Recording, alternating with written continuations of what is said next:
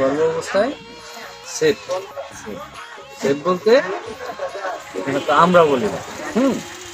এখানে এই কোম্পানির লিটারেচারের উল্লেখ আছে। হ্যাঁ, এখানে দেখেন গর্ভাবস্থা লেখা। হ্যাঁ, গর্ভাবস্থা নির্ধারিত মাত্রায় গর্ভাবস্থায় এর কোনো পার্শ্ব প্রতিক্রিয়া নেই। এলডিজেলভেট ভুলাসের কোনো অ্যান্টিবায়োটিক বা টক্সিন বা টক্সিন ক্রিয়া নেই। ঠিক আছে, তার মানে এই হিসাবে আমাদের গর্ভাবস্থা এটা সেফ। আর হলো পার্শ্ব প্রতিক্রিয়া যদি ধরেন প্রাণীর দেহে অত্যন্ত সহনীয়, নির্ধারিত মাত্রায় এটি নিরাপদ।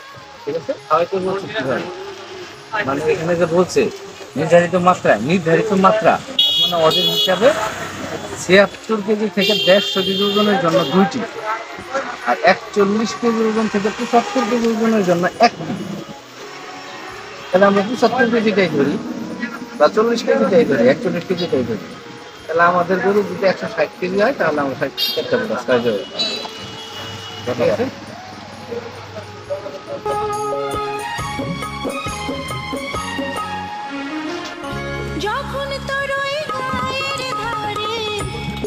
ভাই এটা হলো আয়রন টনিক। আমরা গরু যেহেতু 6 মাসের গাভীন, হ্যাঁ, এই আয়রন টনিকটা খাওয়াইলে কি হবে, গরুর শরীরে আয়রনের ঘাটতিটা পূরণ করবে। যেহেতু গাভীন গরু সেহেতু দুর্বল হওয়ার সম্ভাবনা থাকে, এবং ডেলিভারি ক্ষেত্রেও একটা সম্ভাবনা থাকে গরুর দুর্বলের। এটা খাওয়াইলে সেই দুর্বলতা কাটাই দিবে এবং দুধটা বাড়াই দিবে। হ্যাঁ, এটা গেল আয়রন টনিক।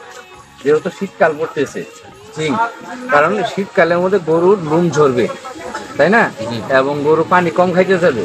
এই জিঙ্কটা দিলে পানিও টানবে এবং পানি খাবে, এবং গরুর হাড়টি মোটা করবে এটা।